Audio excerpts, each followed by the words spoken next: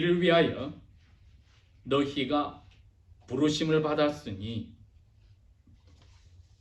왜냐하면 그리스도께서도 너희를 위하여 고난을 받으시어 너희에게 본을 지금까지도 남겨놓으셔서 너희로 하여금 그분의 발자취들을 따라오게 하셨느니라. 그분께서는 죄를 짓지도 아니하셨고 그분의 입에는 교활함도 속임수 그것도 없으셨으며, 모욕을 당하시나 다시 모욕으로 되갚지 아니하셨고, 고난을 당하시되 되려 위협하지 아니하셨고, 그분께서는 오직 의롭게 심판하시는 분께 자신을 맡기셨으며, 그분께서는 친히 나무 위에 달려서 자신의 몸으로 우리의 죄들을 지셨으니, 그리함으로써 죄들에게 이미 죽어버린 우리로 하여금 의에 대하여 살게 하려 하시니라. 그분께서 채찍을 맞으심으로 너희가 고침을 받았느니라. 왜냐하면 전에는 너희가 잘못된 길로 간 양들 같았으나 지금은 너희 영혼들의 목자이시오 감독이신 그분께로 너희가 돌아왔기 때문이니라. 아멘. 주로 유대인 그리스도인들을 대상으로 하여서 사도 베드로가 쓰신 편지입니다. 이 내용은 자신의 편지 속에 여러 번 등장하였듯이 편지를 듣고 읽는 사람들에게 이미 알고 있는 진리를 상기시켜 주려, 기억시켜 주려고 쓰셨다 했습니다.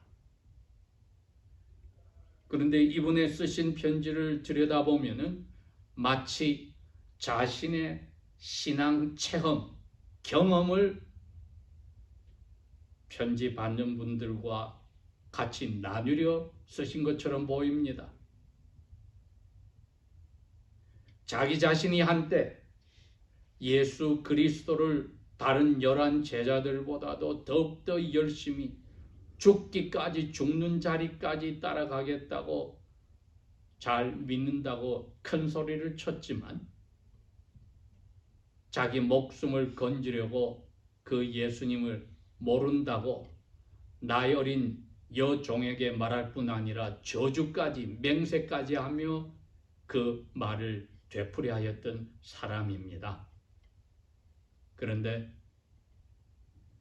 대제사장의 총독 관저에서 멀리 예수님의 눈길과 마주치고는 관저 밖으로 나가서 슬피 울었다고 했습니다. 그리고 부활하신 예수님을 만나서 자기 죄를 완전히 용서받고 다시 한번 앞날을 어떻게 살아나가야 할지에 대해서 예언까지 받았습니다. 원하지 않지만은 손이 묶여서 끌려가서 순교당함을 이미 보여주었습니다. 아니나 다를까 이제 그 시간이 다가옴을 사도 베드로는 깨달았습니다. 그러기에 그 편지는 죽기 전에 사랑하는 자기의 많은 그리스도인 형제 자매들에게 자기의 마음의 뜨거운 간절함을 표현하고 있습니다. 기억하자. 우리 모두가 아는 진리를 기억하자. 뚜렷하게 드러난 것은 여기에도 나오듯이 고난이었습니다. 예수 그리스도의 고난을 자기는 피하려고 배반했다가 용서받아 돌아왔기에 이 고난의 중요성을 다시 한번 깨달았습니다. 물론 그 앞부분 9절에서 12절까지는 너희들이 누구냐를 기억을 시켜주었습니다. 택하신 백성이다. 너희들은 하나님이 뽑았다. 그리고 왕과 같은 제사장들이다. 거룩한 나라다. 이건 영적 그리스도인들, 유대인 이방인을 다 포함해 사는 이야기입니다. 하나님이 자기 자신의 재산처럼 아끼는 사람들이 아니냐. 그래야 너희들을 어둠에서 엄청난 빛으로 이끄신 하나님의 위대하심을 너희들이 삶에서 선포하는 것이 아니겠느냐. 그 은혜를 자비들은 너희들이 맛보았다. 그런데 막상 사는 이 땅은 나그네와 떠돌아다니는, 이 땅에 자기 집이 없이 떠돌아다니는 사람들과 같이 있는 것이 우리의 모습이다. 이 원리를 밝혔습니다. 그러면은 마지막 가는 데가 있지 않느냐 이겁니다. 그런데 그 갈 때까지의 길이 고난으로 가득 찼더라. 또 너희들 가운데는 로마 황제에게 순종해야 될 의무가 있고, 자기 잘못이 없는데도 고통을 받는 자리에 들어가는 것이 당연하며, 특별히 노예의 자리에 있는 사람들은 그 뒤에 있는 주님께 순종하듯이 주인들의 명령에 순종을 해야 한다. 그래도 주인들이 괴롭히고 어려운 자리에 넣으면 당연히 그걸 받아들여야 한다. 왜? 너희들은 하나님의 눈에는 거룩한 제사장들과 왕과 같은 사람들이요. 너희들이 선한 일을 하다가 이런 어려운 자리에 들어가면은 하나님의 위대하심을 드러내는 일이 되니까. 21절. 바로 그것 때문에 모두가 고난을 받아야 되는 것을 위해서 너희들이 부르심을 받았다. 이게 엄청난 이야기 아닙니까, 여러분? 너희들은 고난을 받기 위해서 하나님의 자녀들이 되었다. 이 이야기입니다. 당연합니다. 사도 바울도 같은 이야기를 했습니다. 자기들이 감옥에 들어 갇혀 있는 것을 데살로니가 교인들이 가슴 아파했을 때 데살로니가전서 3장 3절에 그 이야기합니다. 우리들이 선교 여행 다니다가 감옥에 들어갔다는 것을 너희들에게 같이 있을 때 이야기해 주었지. 왜냐하면 누구든지 이 여러 고난 중에서 믿음이 그리고 영혼이 흔들리지 않게 하려고 우리로 이런 고난을 당하도록 아예 정해놓으신 줄을 너희가 이제 확실히 보잖아. 내가 너희들하고 있을 때 4절에 이미 이야기해 줬잖아. 그런데 이건 우리뿐 아니라 모든 하나님의 자녀들이 이 자리로 들어가려고, 영어 번역한다면 destined for, 우리는 고난의 자리로 들어가려고 하나님의 자녀들로 인치심을 받았다. 사도 바울도 베드로도 지금 그 이야기합니다. 우리는 이를 고난을 받기 위해서 하나님의 아들, 딸로 부르심을 받았다. 왜냐하면 우리의 주인 되시고 큰형님 되시고 구속주 되시고 우리의 중보자 되시는 예수님이 너희 우리를 위해서 고난을 받아서 example, 본을 보여셨다. 왜? 그렇게 살라고. 사도 바울이 로마 교인들에게 한 이야기도 그거였습니다. 그건 아버지 하나님이 우리 영적 이스라엘 사람들을, 예수님의 동생들을 위해서 준비해 놓으신 인생에 살아있을 동안의 계획입니다. 하나님을 사랑하는 모든 사람들, 하나님의 뜻에 따라 영원전부터 계획한 대로 때가 되어 부르심을 받은 모든 하나님의 자녀들은 사도 바울도 사도 베드로도 일어나는 일들에게 결국은 하나님의 아름다운 선을 이룬다. 왜? 하나님이 미리 하신 그 사람들을 아들의 모습을 닮아가게 하려고 불렀기 때문이다. 닮아가는데 예수님의 아름다운 특징이, 사람으로 온 특징이 고생입니다. 고통입니다. 죄 없이 다른 사람의 죄를 뒤집어 쓰는 고통입니다. 우리에게 지금 그 이야기를 하는 겁니다. 베드로의 편지를 받은 사람들에게 그 이야기를 하는 겁니다. 우리의 잘못이 없더라도 다른 사람들이 우리를 고통 속에 넣는 그 고난은 예수님이 보이신 모습이다. 그래서 제가 제목을 그렇게 붙였습니다. 예수님의 고통을 당하며 걸어가신 삶의 그 모습, 발자취를 우리도 똑같이 밟고 가야 한다. 그런데 우리 등에는 뭐가 있습니까? 예수님이 우리의 믿음의 분량에 맞게 씌워준 우리만의 십자가가 있습니다. 이걸 한숨을 쉬고 불평을 하며 의심 속에서 엉구를 찌푸리고 메고 걸어갈 것인지, 아니면 찬송하며 감사하며 즐겁게 이 길을 허락하신 은혜에 보답하는 마음으로 걸어갈 것인지는 우리에게 달렸습니다. 거기에 믿음이 등장하는 것입니다. 사도 베드로는 예수님의 발자취를 따라오라고 예수님이 그 고통을 일부러 들어가셨기 때문에 우리는 그 발자취만 밟고 가다 보면은 어느 순간에 주님 오신 날 딱 주님을 만나게 된다 이겁니다. 그 예수님의 고통의 발자취의 그 삶 자체가 죄를 한 번도 지은 적이 없었고 입에는 속임수도 한마디 없었다.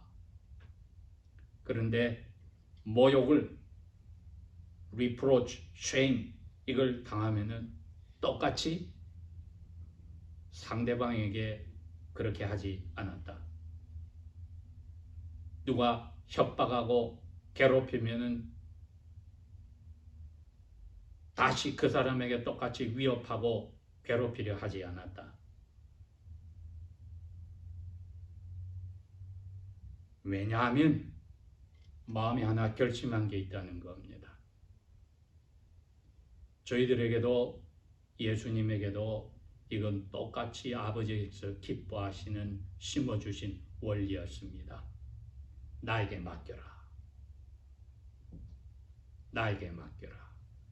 우리가 고통의 길로 들어갈 때 특별히 아무리 생각해봐도 내가 너무 억울해.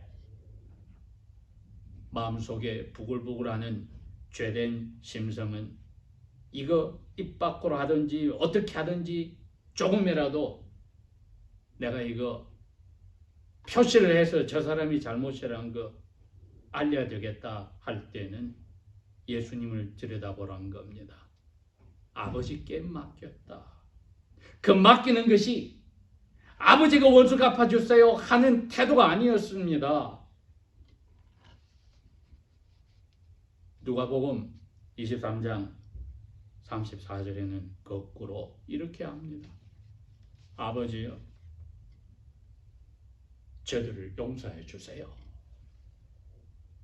예수님은 아버지께 맡기고 억울하게 고통을 받고 걸어가시는데 마음의 자세는 내가 억울해요, 갚아주세요가 아니었습니다. 의롭게 심판하는 아버지는 너무나 내 사정을 잘 아시고 저 사람들이 잘못된 거 아시지만은 저는 저 사람들 중에도 결국 하나님의 사랑을 받아 회개하고 돌아온 사람들이 있는데 원수들 용서해 주세요. 불쌍하고 동정과 연민의 심정으로 지금 자기를 뻔뻔스럽게 당당하게 하나님의 뜻을 행한다고 괴롭히는 그 원수들을 위해서 기도하는 심정으로 아버지께 맡긴 겁니다.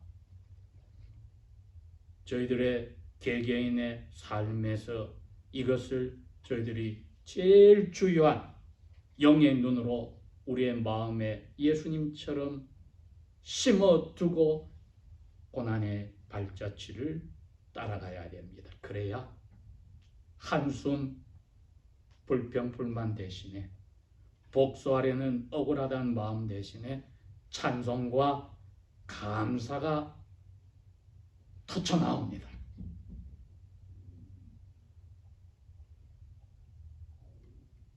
그럼 우리 자신은 어떤 자리에 있느냐? 예수님처럼 고통의 자리에서 인내를 하라고 하셨는데 우리는 누구냐? 사도 바울은 베드로와 같은 심정으로 갈라디아에 있는 교회들에게 2장 20절에 그렇게 표현했습니다. 예수님 십자가에 돌아가셨을 때 나도 그분과 같이 그 나무에서 십자가에 죽었다. 로마서 6장 4절에서 10절인 그 표현을 마치 세례받고 하나님의 자녀가 되겠다고 약속할 때 물로 세례받듯이 나는 죄에 죽어서 장사됨과 같다. 그런데 예수님이 사흘 후에 다시 살아나셨을 때 내가 예수 믿겠다고 약속한 나의 삶은 이제 예수님이 내 삶에서 살아있다. 내가 육체 가운데 사는 것은 나를 사랑하셔서 나를 위하여 자기 몸을 십자가에서 버리신 하나님의 아들을 믿는 믿음 안에서 산다. 그러니 난 죄에 대해서 죽고 새로운 삶에 대해서 예수님이 내 안에서 사시니까 당연히 그분이 바라보던 아버지께 맡기는 심정으로 찬송하며 그 길을 가는 것이란 말입니다. 그 뜻입니다.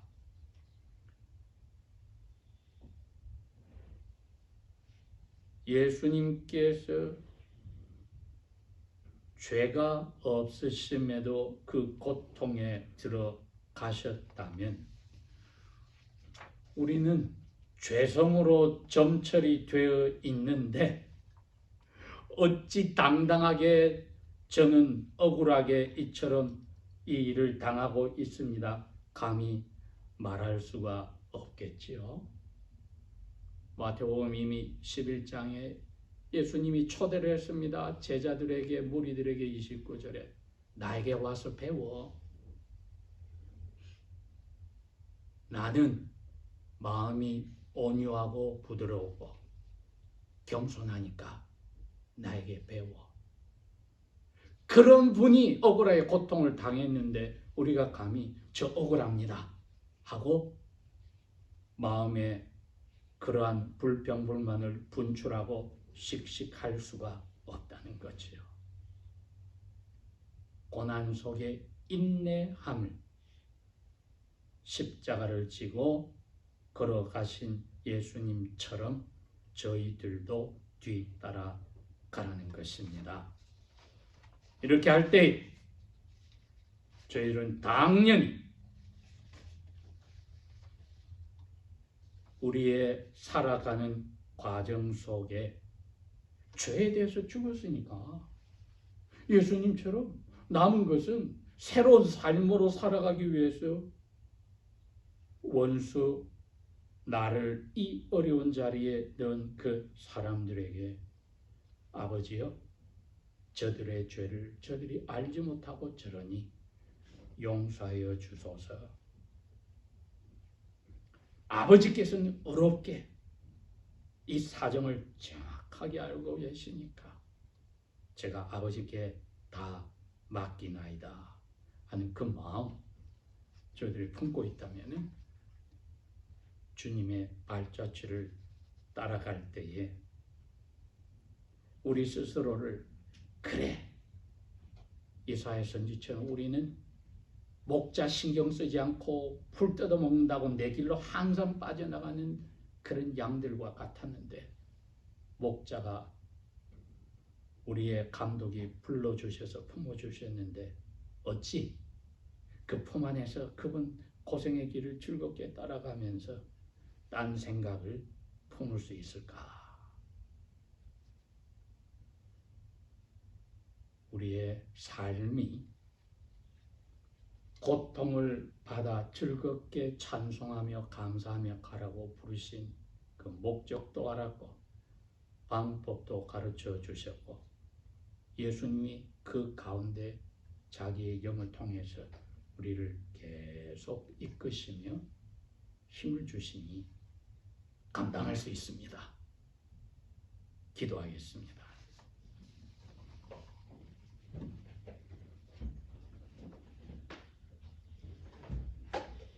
아버지 하나님, 환난, 고통이 날마다의 삶 속에 저희를 향할지라도 이미 우리는 아버지의 거룩한 제사장과 같은 왕과 같은 족속으로 멸관을 가지고 기다리는 예수님의 뒤를 따라가니 기쁨과 찬송과 감사로 그 길을 즐겁게 십자가 지며 가게 하소서.